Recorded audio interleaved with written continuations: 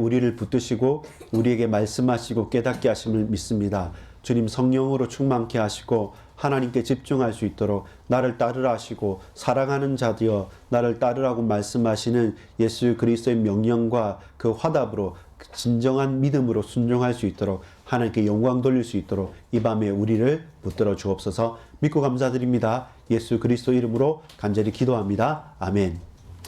여러분 반갑습니다. 저와 여러분이 언약을 딱 붙잡고 기도하는 밤, 그리고 이 밤에 예수님께서 부인했던, 예수님으로 말미암아 나는 주님을 끝까지 따르겠다고 말했다가 바로 부인했던, 저주했던, 원망했던 베드로를 다시 찾아오셔서 회복시켜 주시면서 그에게도 사명을 허락하시고, 이 요한복음 오늘 읽었던 21장 15절에서 25절까지의 말씀 속에 요한 자신의 기록도 나오는 겁니다.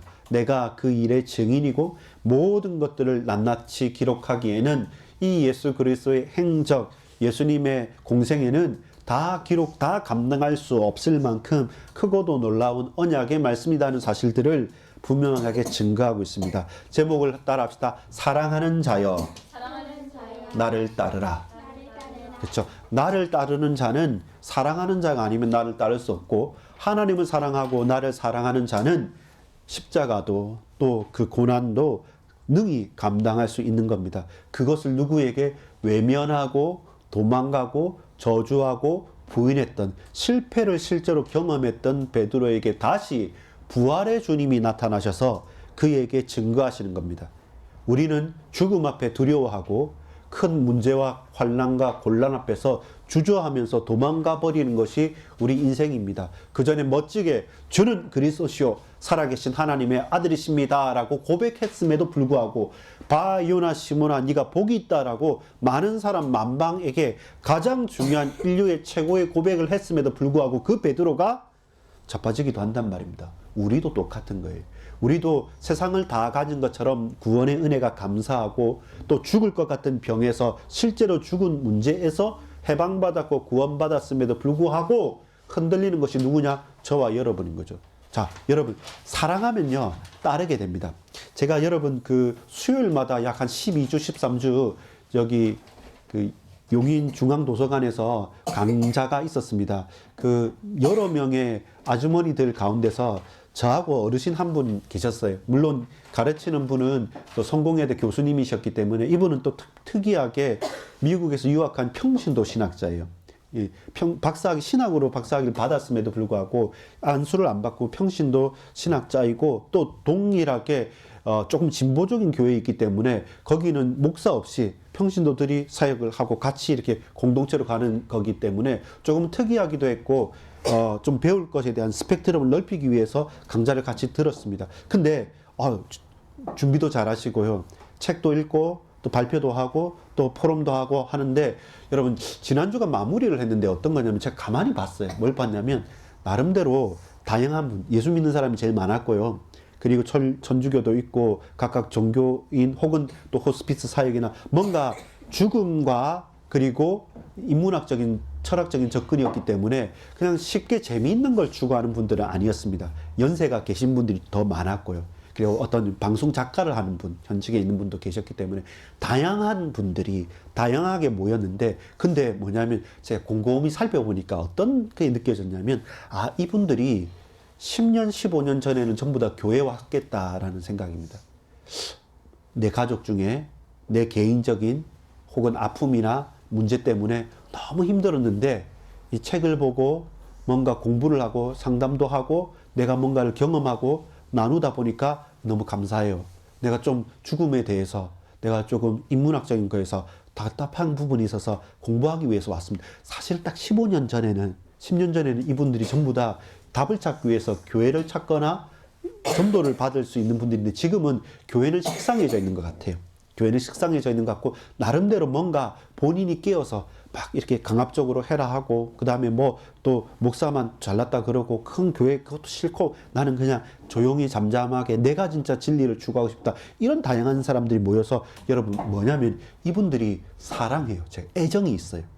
지난 주간에는 마무리한다고 떡을 해왔어요. 어떤 분은 떡을 해오고, 어떤 분은 이게 과일 그 컵, 그 플라스틱 컵에 과일을 준비해가지고 딱 만들고, 또 어떤 분은 그 전에 했었던 또 우리 했던 강의안들 딱 만들고, 또 여러분 그 머리띠 받지 않습니까? 기억나죠? 그것도 한 분 한 분 다 해가지고 숫자대로 해서 그 뽑기 해가지고 색깔 가져가라고 또 자기 본인들이 기뻐서 사랑해서 좋아서, 그래서 다음에 또 만나야지, 다음에 또 그 다음 학기 내년에까지까지 어떻게 기다리고 막 적당한 선은 다 있어요.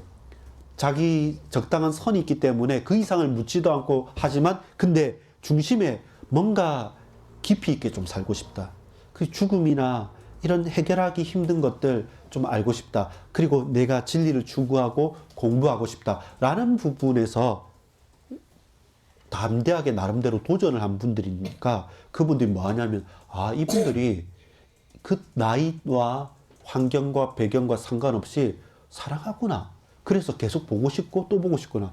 근데 저는 생각, 아, 교회에는, 아, 정말로 이분들이 교회에서는 답을 지금은 못 찾고 있구나. 그래서 제가 느끼는 부분이 많았어요. 근데 중요한 것은 좋아하고 사랑하면 같이 있고 싶고 또 모이고 싶고 따라가고 싶고 같이 어째 식사하자고. 저는 밥 먹는 거 좀 죄송합니다, 먼저 나가겠습니다 해서 자주 나왔는데, 항상 모여서 차도 마시고 식사도 하고 막 이렇게 좋아요. 기뻐요.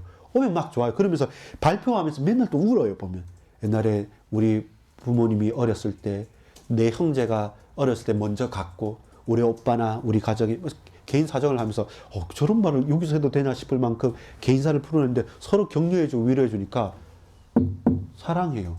애정을 해요.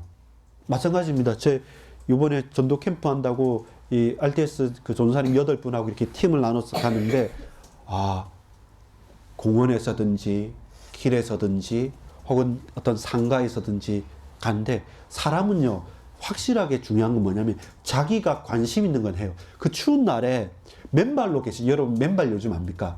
요즘에 맨발 걷기 유행이에요. 공원에 이래 보면 할머니들이나 이렇게 보면 맨발로 그 추운데도 걸어요. 왜냐면 유튜브에 뭐 암이 나왔다 병이 나왔다, 그러니까 맨발 걷기가 또 열풍입니다. 왜냐하면 좋아하니까, 요게 나에게 답이 되는 것 같으니까, 거기에 관심을 가지니까 거기에 집중하게 되는 거예요. 문제는 뭡니까? 복음이 기쁜 소식이 안 되기 때문에 그런 거예요. 그렇다고 해서 여러분, 우리 귀한 복음을 그냥 흩어져 버릴 수는 없죠. 또 사람들이 귀하게 여기지 않는다고 해서 귀하지 않은 것은 아니에요. 반대로 사람들이 귀하다고 생각한다고 해서 귀하지 않은 것이 귀한 것으로 바뀌지도 않는 거예요. 찬란한 진리가 있습니다. 그래서 부활하신 주님을 베드로가 만났을 때는, 사랑하는 자요, 네가 나를 사랑하느냐? 근심하면서 주님 아십니다, 주님 아십니다, 주님 아십니다 하면서 내가 주님을 사랑하는 줄 주께서 아십니다. 그러면 이 어린 양을 치라, 먹이라, 치라, 그리고 나를 따르라 하는 것이죠. 여러분, 서론입니다. 따라합시다. 나를 하나님의 사람으로 빚으시는 분께 나아갈 수 있습니까? 그거예요. 여러분, 제가 먼저 말씀드렸던 그 죽음에 대한 인문학 강좌를 했던, 결국에는 죽음이란 것을 놓고 봤을 때는 아무렇게나 생각할 수는 없습니다. 그래서 가르치는 교수님이든지 거기 있는 분들이 신에 대한, 하나님에 대한 감각이나 고민을 늘 하시던 분들은 사실이에요. 근데 여러분, 정말로 내 인생을, 나를 새롭게 빚으시는 그분께 저와 여러분이 그분을 찾고 그분께 나갈 수 있느냐? 그럼 뭡니까? 하나님의 사랑을 받은 사람이, 그 사랑을 입은 사람이 그 사랑을 누릴 수도 있고, 그 사랑을 누리는 사람이 그 사랑을 전할 수 있는 거지, 내가 받지 못한 것을, 내가 가지지 못한 것을, 내가 알지 못하는 것을 껍데기로 말한다 한들 그게 전달되냐면 그렇지 않습니다. 그래서 항상 뭐 전도 현장 가기 전에 조금 더 기도 시간을 많이 가진 이유가 뭐냐면, 그냥 패턴을 가지고 익숙하게 할 수는 있지만 내가 감격하지 못하는 것을 말했을 때 그 사람이 감격하겠나? 물론 그럴 때도 있겠죠. 강력하게 하나님께서 역사하셔서. 근데 대개는 그렇지 않아요. 적어도 내가 그 사랑을 느끼지 못한다고 한다면 어떻게 나를 보고 내게, 내 입술에 나오는 그 말을 듣고 그 감정과 그 떨림을 듣고 그 사람이 그걸 느낄 수 있냐? 거의 불가능한 거예요. 그래서 하나님께서 나를 빚으시구나. 하나님께서 나를 붙드시는구나. 나를 부르시고 나를 빚으시고 나를 이끄시는 그 하나님께 우리는 나아갈 수 있습니까? 라는 질문이 오늘 첫 질문인 거죠. 베드로가 다시 예수 그리스도를 만나고 나갈 수 있을까? 왜냐하면 못 봐요.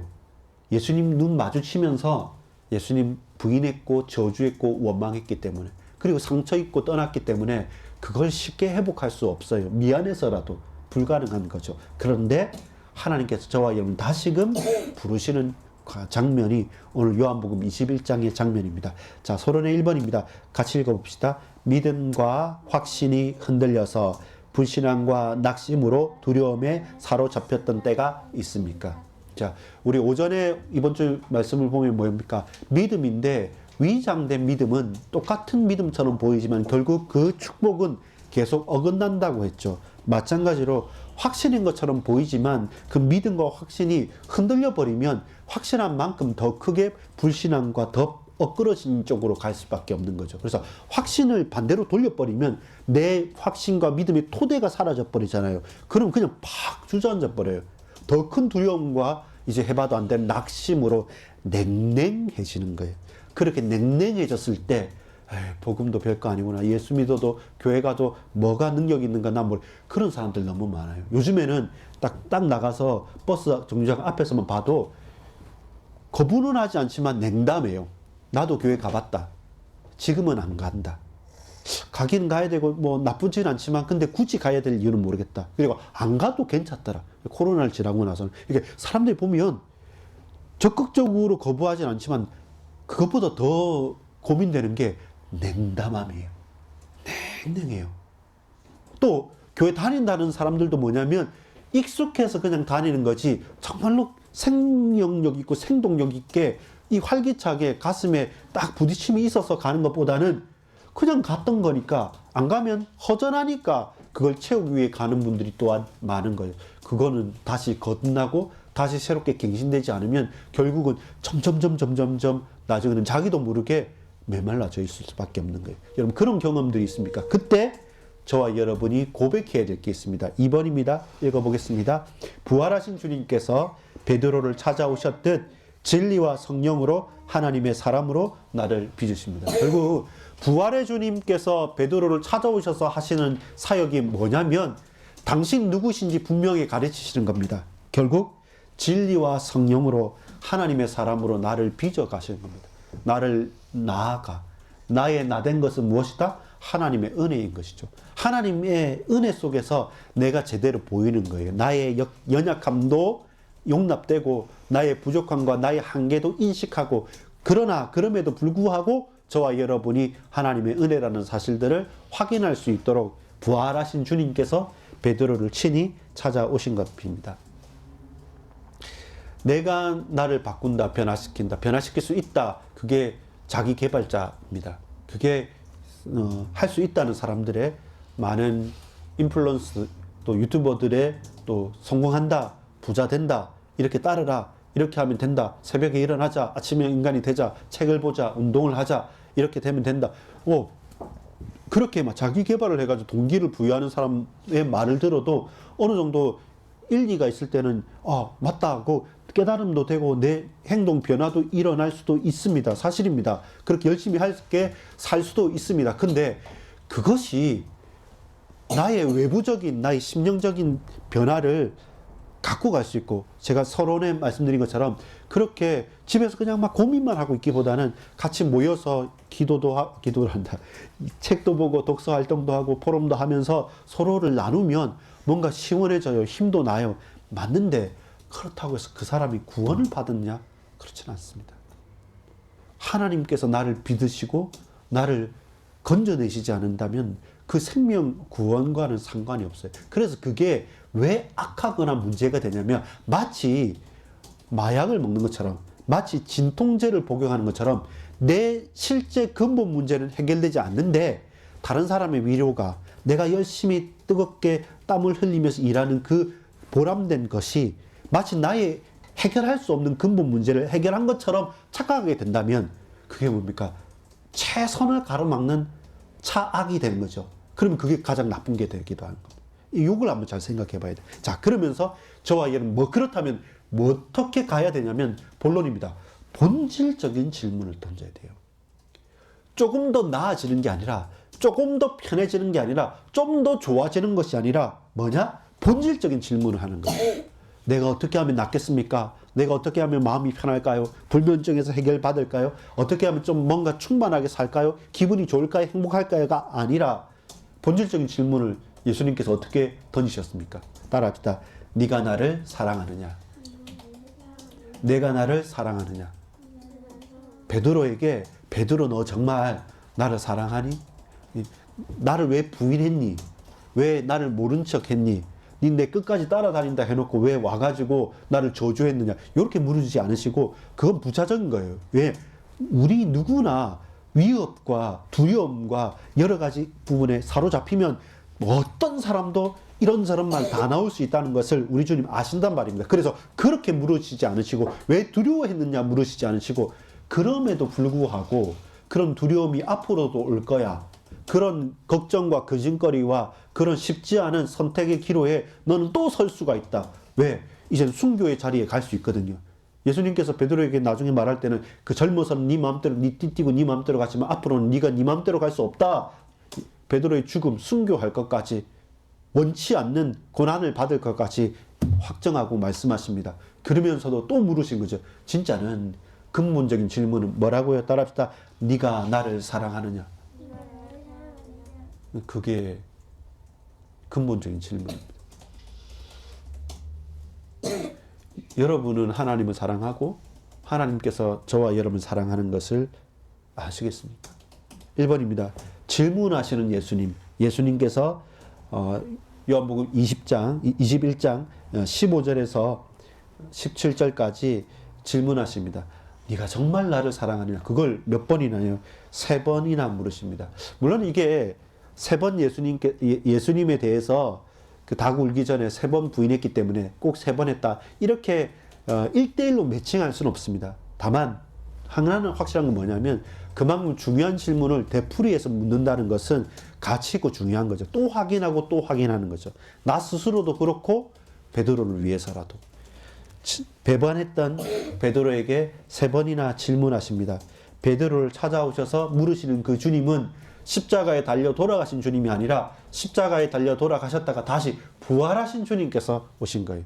더 이상 죽음과 사망과 저주와 멸망에 묶여있는 그 두려움에 신음하다가 도망친 베드로가 아니라 이제 그 베드로를 건져내시기 위해서 해방하시기 위해서 회복시키기 위해서 부활하신 주님께서 찾아오셔서 다시 3번이나 근본적인 질문을 물으시는 것입니다. 부차적인 질문이 아니라 본질적인 질문이죠. 무엇입니까? 네가 나를 사랑하냐? 계속 그걸 물으시는 겁니다. 그래서 그 질문의 대답에 대해서 예수님의 반응이 뭡니까?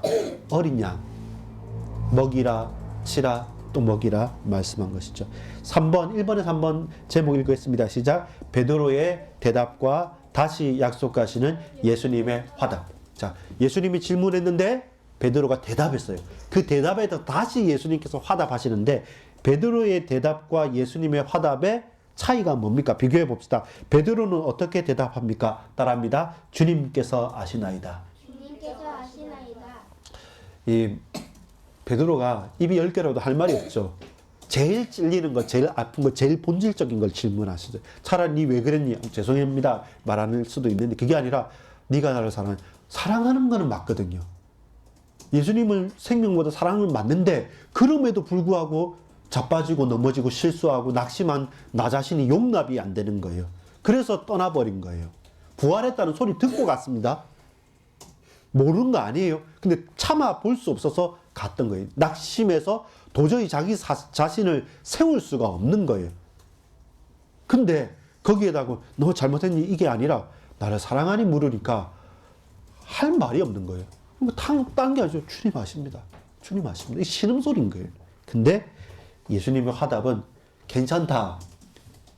내가 용서할게. 이렇게 말하지 않으시고 예수님은 그 대답에 대한 화답을 뭐라고 하십니까? 따라합시다. 내 양을 먹이라. 내 어린 양을 치라. 이게 예수님의 화답이었어요. 아무 힘없고 낙심한 자에게 예수님께서 사명을 다시 회복시키시는 겁니다. 그게 중요한 거예요. 예수님 우리에게 사명을 다시금 회복시키는 겁니다. 결국 뭡니까? 사는 길이, 결국 회복하는 길은 내 마음을 위로하고 다른 누군가와 뭐 수다를 떨거나 내 부족한 걸 위로를 받고 격려를 받는다고 해결되는 게 아니라 결국 너는 사명자다.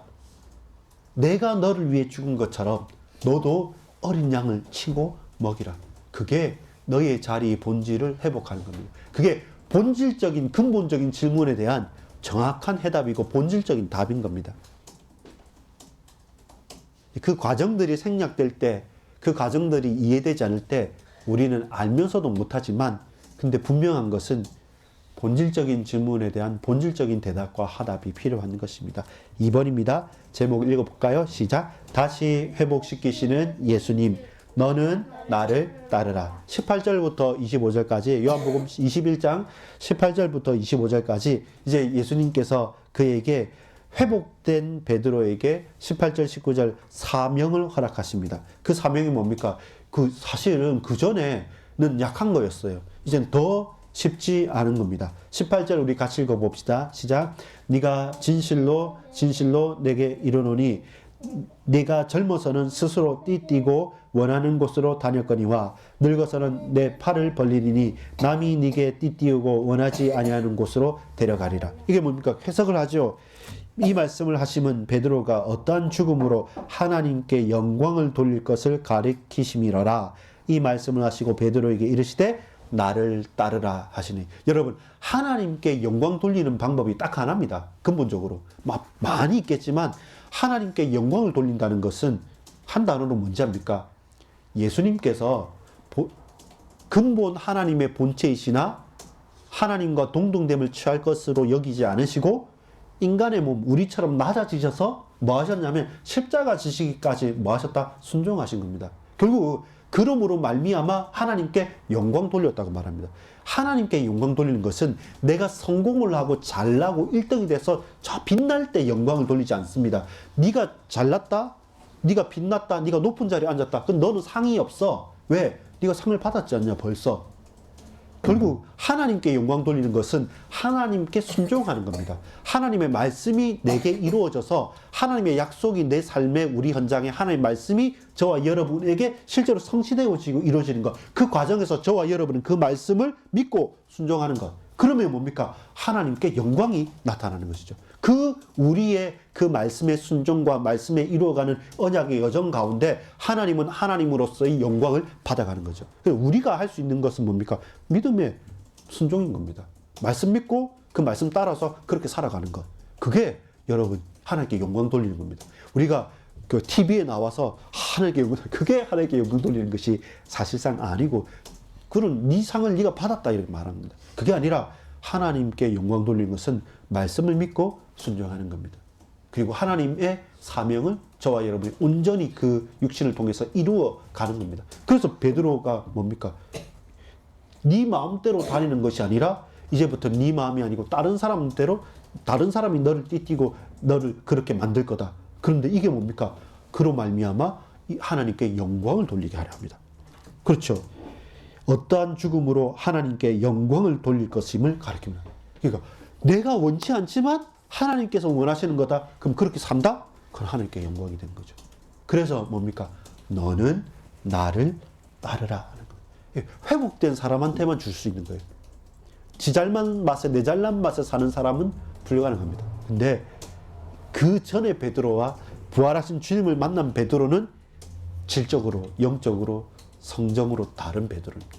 마찬가지로 저와 여러분이 그냥 지식적으로 그리스도를 알고 교회를 출석하는 것과, 여러분 제일 나쁜 말이 뭐냐면요, 내가 예배 드려주겠다, 교회 가주겠다, 내가 헌금해 주겠다.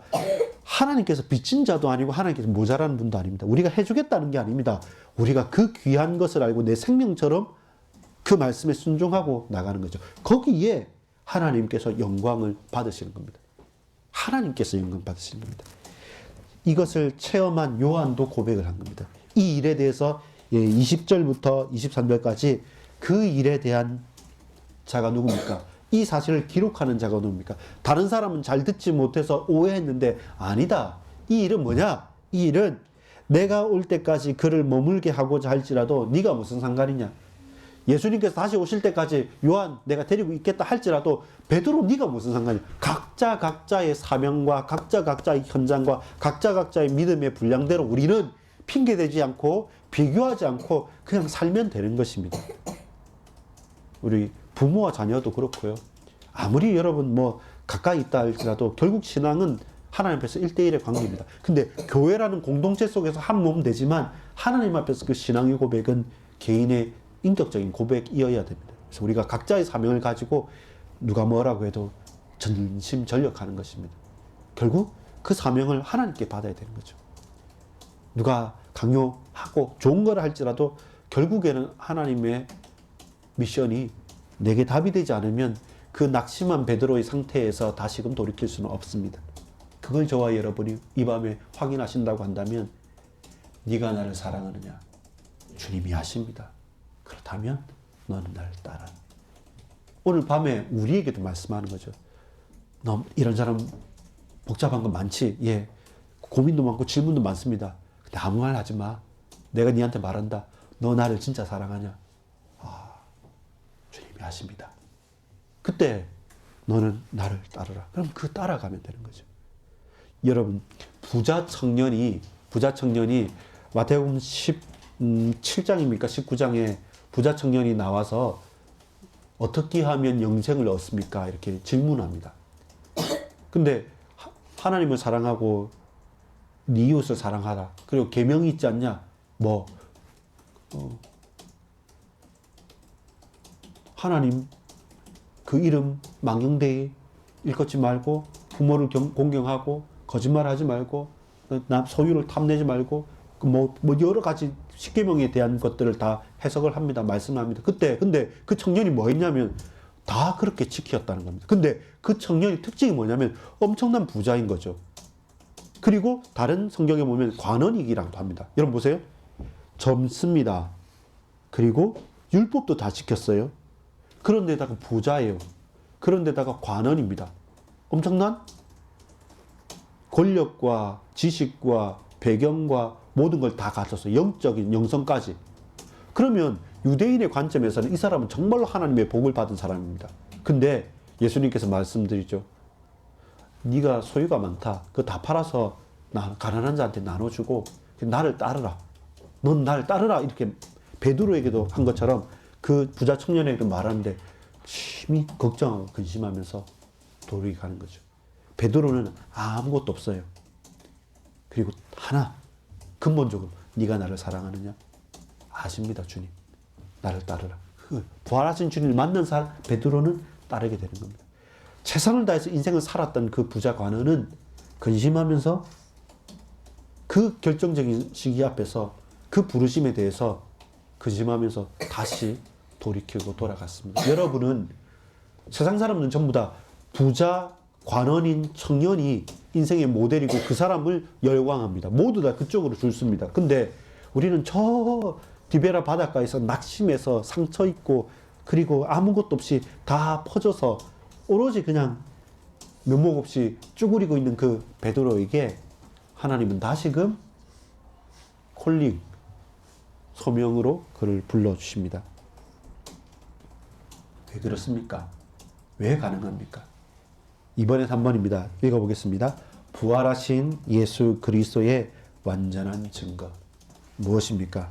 예수께서 행하신 일이 이 외에도 많으니 만일 낱낱이 기록된다면 이 세상이라도 이 기록된 책을 두기에 부족할 줄 아느라. 이게 요한의 고백입니다. 이 일들을 증언하고 이 일들을 기록한 제자가 이 사람 요한이라. 그리고 우리는 그의 증언이 참된 줄 안다는 겁니다. 요한은 다른 모든 제자들과 함께 이 증언이 참된 줄을 서로 안다는 겁니다. 그리스도께서 부활하셨다니까요. 다시 살아나셨다니까요. 그 부활의 주님을 내가 만났다니까요. 그 손 구멍에 못자국을 내가 넣어봤다니까요. 그리고 같이 식사를 했다니까요.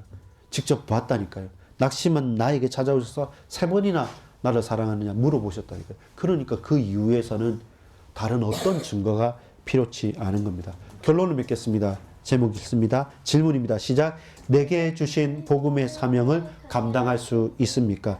성자 예수 그리스도의 십자가와 부활이 나에게 예배자로 오직 하나님만 높입니다 라는 증거로 고백될 수 있습니까? 이 시간 우리가 예배 드릴 때 예수 그리스도의 십자가가 나의 십자가로 다가오고 예수 그리스도의 부활이 나의 부활로 다가오지 않으면 그 전에 생각했던 복잡한 내 직장의 문제, 내 가정의 문제, 내 개인적인 문제, 내 아픈 문제, 인간관계의 문제 속에서 계속 척겹이 쌓여가지고 거기서 뒤엉켜 있는 겁니다. 아닌 것도 아니고 긴 것도 아니고 이게 맞기도 하고 틀리기도 하면서 이 복잡한 가운데 정신없이 그냥 막 미로를 헤매는 거예요. 근데 빛이 비치는 거잖아요. 다른 어둠이 사라지는 거예요. 우리가 오직 하나님께 예배드릴 때 예수만, 부활하신 주님만 내게 답이 되게 하여 주옵소서. 두 번째입니다. 사도 베드로의 실패와 회복의 증거를 통해서 전도자로 현장의 증인이기를 저와 여러분이 소원할 수 있는 겁니다. 그 대단한 베드로도 부인했구나. 근데 그 부인한 베드로를 예수님 부활하셔서 다시 끝까지 그 바닷가 디베라 호숫가에 가가지고 다시 찾아주시는구나. 하나님 버리지 않으신구나. 우리 실수한다고, 우리 낙심한다고, 우리 막 피하고 도망간다고 해서 하나님께서 괘씸하게 우리를 버리드는 분이 아니라 끝까지 그를 찾아오셔서 그에게 다시금 사명을 회복시켜 주신다는 겁니다. 우리는 못한다, 끝났다, 안 된다, 이제 나는 안 된다, 나는 믿을 수 없다. 그렇지 않습니다. 그런 나를, 그런 베드로를 우리 주님 이 밤에, 그 밤에, 밤이 막도록 고기 잡으려고 시도하다가 아무것도 잡지 못하고 허탕했고 뻥말이 있을 그때 배고프시 세 마리나 잡게 하면서 그분이 누구신지를 드러내시는 겁니다. 우리가 예수 그리스도 부활하신 주님을 정말 만나고 체험해야 됩니다. 사도 요한의 증인의 고백과 기록입니다. 이 모든 일을 확인하고 체험하고 기록한 요한이 이제 복음의 전달자로 시대 앞에서 후대 앞에서 증인으로 서는 겁니다. 여러분, 우리가 나이가 적다, 아니면 우리 교회가 뭐 작다, 이 상가다, 아니면 이런저런 형편처지가 어렵다, 뭐 이렇다, 맞습니다. 근데 그렇기 때문에 더욱더 주님의 은혜가 필요하고 더욱더 주님의 역사가 필요합니다. 그 일에 대한 저와 여러분이 복음의 증인으로 전달자로 시대 앞에, 많은 후대 앞에, 많은 사람들 앞에, 저 핍박자들 앞에까지, 또 많은 동력자들 앞에까지 우리가 증인으로 서는 겁니다. 그게 뭡니까? 사명을 감당하는 거예요. 사명을 감당하는 거예요. 질문입니다. 따라합시다. 네가 나를 사랑하느냐? 네가 나를 사랑하느냐? 대답입니다. 따라합시다. 주님께서 아시나이다. 주님께서 아시나이다. 예수님의 화답입니다. 그러면 너는 나를 따르라. 너는 나를 따르라. 이 밤에 스스로 자문자답해 봅시다. 내가 주님을 사랑하는가? 주님 정말로 알고 계십니까? 그렇다면 주님 내게 당신을 따르라고 말씀하시는데 내가 주님을 따르기를 원합니다. 라는 그 질문에 자문자답하는 저와 여러분 되기를 간절히 소망합니다. 기도하겠습니다. 사랑하는 자여, 하나님의 사랑을 받고 부활하신 주님을 만난 자는 부활하신 주님을 따르고 부활하신 주님을 사랑하고 나를 따르라 말씀하신 그 명령을 화답하고 고백하고 순종했습니다. 하나님께 영광 돌리는 말씀에 대한 성취와 말씀에 대한 순종으로 우리의 걸음이 걸어가길 소망하오니 주님 이 밤에 우리를 붙들어 주옵소서. 복잡자잘한 많은 일들과 사건들 속에서 예수 나의 소망, 예수 나의 생명, 예수 오직 예수 그 언약, 그것이 우리에게 빛이 됨을, 유일한 해답임을 고백합니다. 주님 은혜를 베풀어 주옵소서. 나를 붙들어 주옵소서. 주님 사랑합니다. 구주 예수 그리스도 이름으로 간절히 기도합니다. 아멘.